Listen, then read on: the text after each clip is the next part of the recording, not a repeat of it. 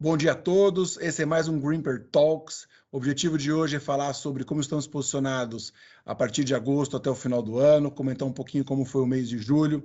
E para esse mês, temos o Silvio Castro, que vai falar sobre a parte macro, e o André Sass, nosso gestor de renda variável, que vai comentar sobre os pontos de renda variável. Então, chamo agora Silvio Castro para fazer a sua apresentação. Olá a todos, obrigado de novo pela oportunidade de fazer esse bate-papo com vocês e principalmente obrigado pelo voto de confiança na gestão da Grimper Capital. Bom, seguindo já a tradição desse nosso bate-papo mensal, a ideia é passar alguns slides que a gente considera particularmente importantes na nossa discussão de cenário para facilitar o entendimento de vocês sobre quais são as nossas principais teses, o que a gente acredita e por que a gente fez determinados ajustes no portfólio. Indo para a economia americana, a gente tem que lembrar que a gente teve reunião do FONC, que é basicamente o Copom nos Estados Unidos, e a gente tem que lembrar também que o Fed tem um duplo mandato, que é cuidar para que a inflação de médio prazo não fique muito alta e tentar trabalhar com o mercado de trabalho o mais saudável possível.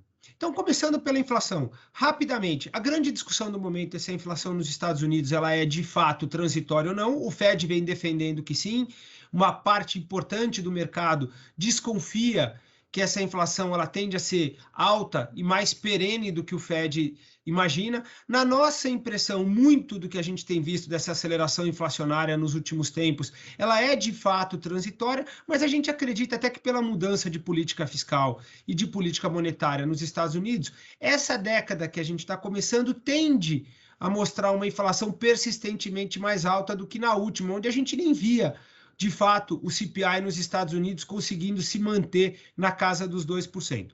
Migrando agora para a discussão de mercado de trabalho. O que a gente percebe aqui nesses dois gráficos é que, do lado da demanda, a gente tem as empresas realmente procurando repor, especialmente no setor de serviço, mão de obra, e hoje a gente tem praticamente uma vaga em aberto para cada americano que está desempregado. Só que tem que lembrar o que o Fed está procurando. Ele quer um avanço substancial, não apenas no número cheio, mas também quando você quebra o número olhando para diferentes estratos da sociedade, diferentes públicos, né? Vamos colocar desse jeito. Então, a impressão que a gente tem é que o Fed vai continuar sendo bastante gradual. O mercado vai continuar pressionando o Banco Central para agir rápido, mas o Fed, de fato, enquanto ele não vê o mercado de trabalho acelerando e ele não vê a inflação persistentemente superando as suas expectativas nesse segundo semestre, onde os efeitos bases vão ser menores, a gente não deve ver o Fed mudando radicalmente o discurso, não. Bom, a gente teve um outro desenvolvimento interessante nos Estados Unidos ao longo do mês de julho, que foi essa discussão desse programa bipartidário de investimentos em infraestrutura.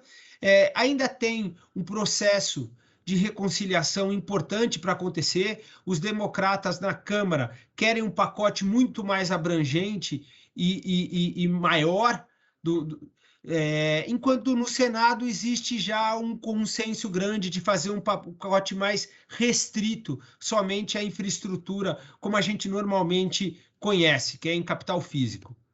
Bom, a gente entrou numa nova etapa dessa discussão de endividamento público nos Estados Unidos. A gente tem que lembrar que durante um bom tempo ficou suspenso o teto de endividamento nos Estados Unidos e agora, a partir desse mês de agosto, ele volta a valer. O Tesouro Americano ainda tem caixa suficiente e uma capacidade de se endividar de mais algumas centenas de bilhões de dólares, o que permite pelo menos mais 2 meses de manutenção da máquina pública. De qualquer forma, isso já vem começando a colocar alguma pressão no mercado de Treasury, dado que o Tesouro em breve seria obrigado a parar de fazer novas emissões. Bom, caminhando para a parte de demanda doméstica nos Estados Unidos, aquele nosso modelo de machine learning continua indicando aceleração de atividade, continua indicando algum problema de disrupção das cadeias de produção, falta de matérias-primas, mas a gente já começa a ver alguns desenvolvimentos interessantes. É a primeira vez esse ano que a gente começa a ver nesse triplet aqui, melhora nas condições de negócios. E a gente começa a ver também melhoras nas condições operacionais. Isso já é um sinal de que talvez boa parte daquele estresse enorme que a gente viu entre os meses de fevereiro e junho já começa a ficar relativamente para trás. A expectativa que a gente tem é que a atividade nos Estados Unidos vai continuar sendo impulsionada pelo setor de serviços e também pela recomposição de estoques, mas talvez sem a mesma pressão que a gente estava vendo nos últimos meses. Bom, o que a gente imagina é que a gente chegou perto do pico nessas taxas de aceleração de crescimento. O que a gente tem que lembrar é que o crescimento econômico ele funciona como se fosse a velocidade da economia. Mas aí você tem a aceleração. A impressão que a gente tem é que os indicadores antecedentes caminham para uma linha de que a aceleração vai ser menor no segundo semestre. Como o mercado ele tende a dar mais peso para a aceleração do que para a velocidade, a gente imagina que a gente entra agora num período onde é menos óbvio para as posições puramente compradas em qualquer setor, a qualquer momento, ganhar dinheiro, como foi boa parte do primeiro semestre. Isso a gente consegue ver aqui também os diferentes modelos que a gente tenta utilizar, tanto exógenos quanto endógenos, para entender a atividade e inflação, também apontam na direção de atividade um pouco mais acomodada nesse segundo semestre, ainda que num patamar alto, e inflação também desacelerando nesse segundo semestre. Com isso, a gente imagina que a gente caminha desses dois quadrantes aqui, que era o de reflação e o de Goldilocks, especialmente de reflação, onde você via para as bolsas uma relação risco-retorno bastante elevada, vindo para algo como estagflação ou deflação. Se a gente de fato caminhar para esses dois quadrantes aqui, ainda que a gente não veja uma recessão, a simples desaceleração já é suficiente para tornar a relação risco-retorno um pouco pior para os mercados acionários de uma forma geral. E também tende a ser, em termos relativos, melhor para setores que são mais defensivos. O André já vai falar sobre isso daqui a pouco. Vamos falar um pouquinho sobre a questão climática. Grandes produtores globais, como Austrália, Brasil, Estados Unidos, assim como o leste europeu, vêm enfrentando climas mais extremos esse ano. No Brasil, como vocês podem ver nos nossos gráficos, a gente vê tanto o solo mais seco do que normalmente a gente está acostumado, assim como temperaturas mais frias do que a gente está acostumado também. Isso acaba pondo pressão, especialmente na safra de cana, de milho, de café e, eventualmente, de soja. Migrando para Estados Unidos, o clima é bastante seco e bastante quente, ainda pior do que foi na última estiagem que a gente viu em 2012. Isso continua colocando, de certa forma, pressão nas principais commodities agrícolas. Qual que é a impressão geral que a gente tem? Aquele movimento parabólico que a gente viu e que a gente capturou muito bem ali nos meses de março e abril, provavelmente já ficou para trás. Mas agora o que a gente tem essa situação climática deve manter os preços relativamente pressionados nesse patamar elevado que a gente está vendo, mas a gente ainda tem riscos de cauda. Porque se a gente vê a situação piorando dos níveis atuais, dado que os estoques de passagem são relativamente baixos, a gente pode ver, de fato, preços ficando um pouco mais extremos. Então é como se a gente tivesse uma certa opcionalidade no clima. Isso a gente consegue ver também pelos estoques, como eu comentei anteriormente. E o que eu acho que vale como um último ponto diferente do que a gente viu nos meses de fevereiro, março e abril, o smart money, né, os hedge funds, os fundos quantitativos, já se desfizeram de boa parte das posições dos mercados futuros, tanto das commodities energéticas quanto das commodities agrícolas e metálicas. Isso acaba também diminuindo a pressão vendedora daqui para frente e ajuda a colocar um certo piso nesses ativos. De certa forma, a gente continua relativamente construtivo com a classe, embora a gente venha trabalhando com pesos menores do que a gente trabalhou ao longo dos últimos meses, e a gente voltou a construir pela primeira vez em 12 meses uma posição ainda inicial em ouro. Caminhando para a parte de renda fixa, a gente olha com bastante preocupação para o mercado de crédito nos Estados Unidos. A gente, como eu falei para vocês, a gente vem para uma certa desaceleração, ainda que bastante gradual, nesse segundo semestre e ao longo do ano que vem, mas quando a gente olha o mercado de crédito, até pelo próprio suporte oferecido pelo Banco Central americano e pelo fato das taxas de calote estarem em patamares bastante baixos, os spreads de crédito estão muito perto das mínimas históricas. Então, isso funciona como um hedge muito interessante para a carteira, porque, de fato, você parece ter pouco para perder, caso os spreads continuem fechando, e você pode ter uma proteção interessante caso a gente veja os spreads de crédito voltando para a média histórica. Então, essa é uma posição que a gente tem short na carteira hoje em títulos high yield nos Estados Unidos, até como proteção para as nossas posições em renda variável e crédito privado na América Latina. Bom, nossa visão para ações globais, ela segue construtiva, porém, a gente procurou fazer uma migração de setores mais cíclicos para setores mais defensivos, companhias que possuem maior qualidade e, inclusive, mais focada em large caps, né? Não em companhias pequenas. Nesse slide a gente mostra que os fundamentos do mercado americano, né, tanto os resultados do S&P quanto do Nasdaq, foram muito surpreendentes, né, o segundo trimestre. As companhias surpreenderam tanto em receita quanto em lucro, na parte das empresas tradicionais e nas empresas de tecnologia. Bom, comentando um pouco sobre os riscos externos, eu acho que o destaque do mês fica por conta da China. A gente viu uma certa mudança do lado regulatório, uma pressão maior, especialmente em cima de empresas de tecnologia soft, vamos dizer assim.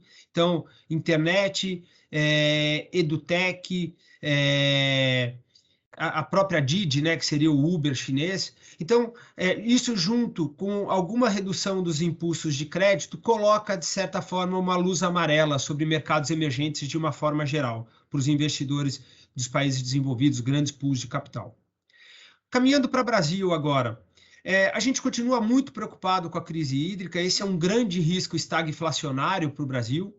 A gente vem numa aceleração agora de atividade, a gente vai falar sobre isso daqui a pouquinho, mas, de fato, os níveis dos reservatórios estão muito baixos. A gente deve ver o fenômeno climático de Laninha por mais um ano, o que tende a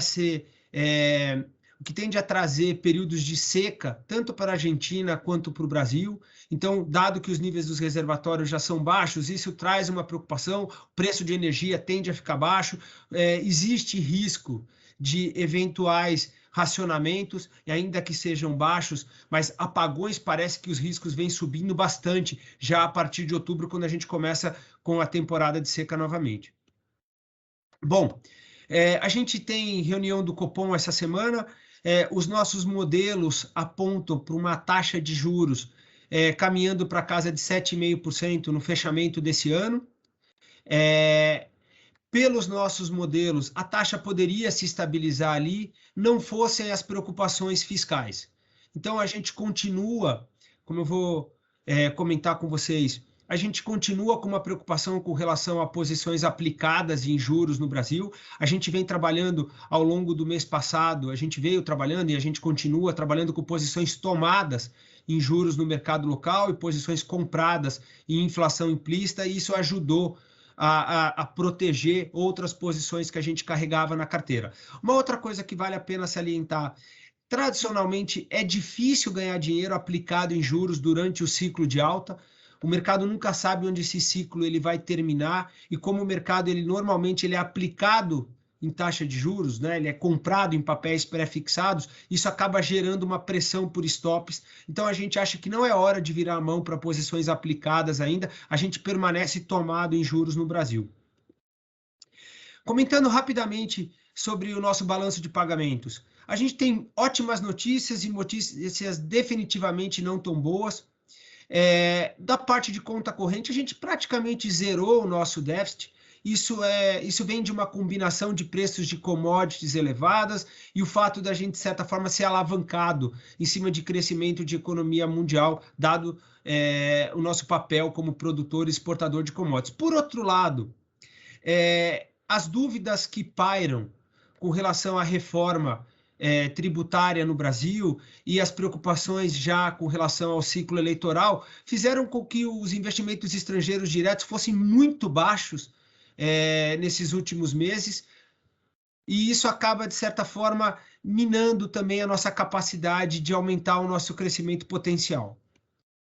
Falando um pouco sobre câmbio, então, a gente trabalhou ao longo desse mês com posições mais para a ponta vendida em dólar, ou seja, comprado em reais, mas a gente sempre fez isso via opções, o que diminuiu bastante o estresse em momentos onde o nosso câmbio enfraqueceu.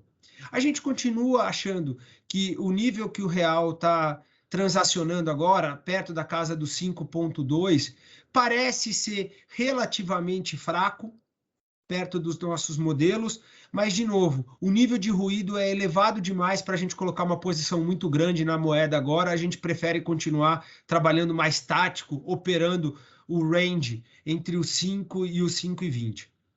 Bom, nossa visão para Ações Brasil, ela, de certa forma, ela reflete essa mudança de postura com ações globais, onde a gente reduz exposição a cíclicos e aumenta para defensivos e de empresas de maior qualidade. Aqui no Brasil a gente também está com esse posicionamento.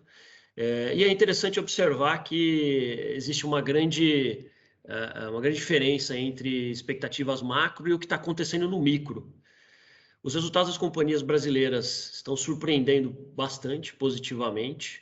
A gente está vendo um mercado de capitais exuberante, né? Os fundamentos vêm melhorando no nível das empresas. A gente observa vários setores no quadro de expectativas de resultados para esse trimestre, vários setores entregando crescimento de 2 dígitos bastante relevantes e alguns até 3 dígitos, né? Tanto na receita quanto no EBITDA e no lucro, sem dúvida nenhuma, um trimestre muito forte.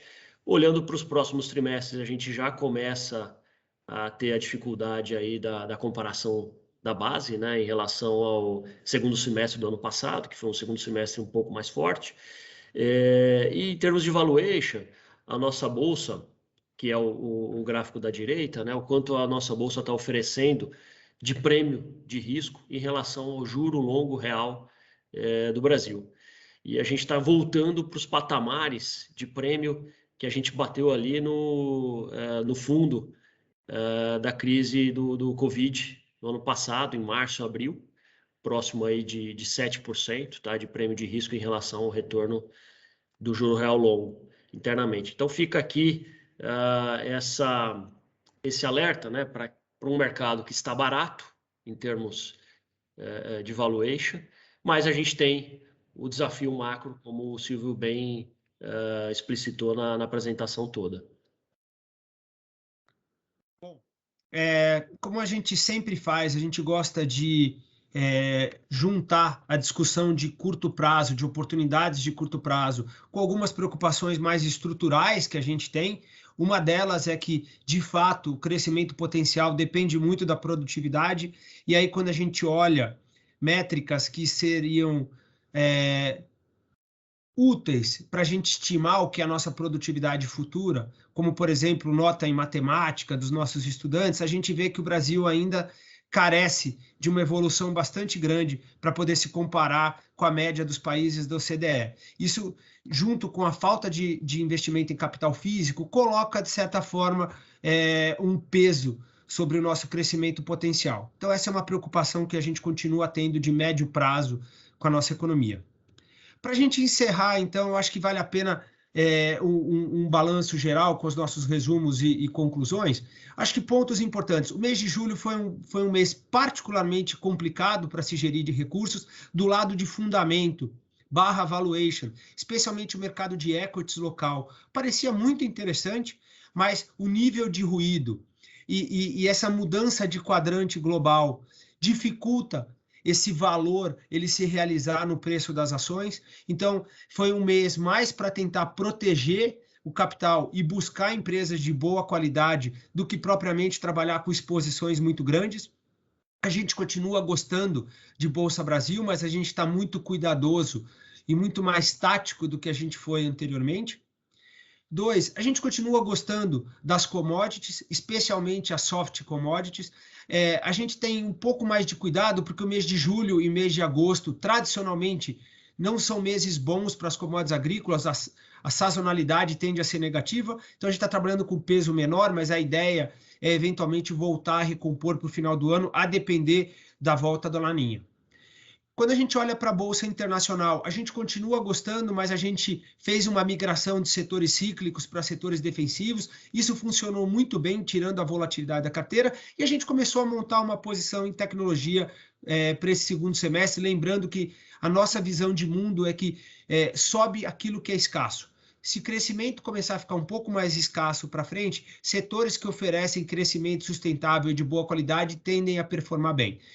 Por fim, câmbio, a gente acha que o real ele é relativamente barato comparado a outras moedas emergentes e ao dólar, mas o nível de ruído vai colocar uma certa pressão na nossa moeda e a gente prefere ficar um pouco mais tático, operando dentro de um range um pouco mais apertado. Por fim, a posição de juros. A gente acha que o BC, até pelas preocupações fiscais e pelo fato da inflação continuar rodando num patamar persistentemente alto, vai ter que ser um pouco mais rock do que o mercado esperava inicialmente, e a gente acha que tem muito pouco prêmio na curva, então o nosso viés continua sendo tomado em juros domésticos. Com isso, eu mais uma vez agradeço a confiança de todos, a oportunidade de ajudar a gerir o recurso de vocês. E a gente espera que vocês tenham um bom mês de agosto. Obrigado, pessoal. Bom mês de agosto para vocês e até a próxima.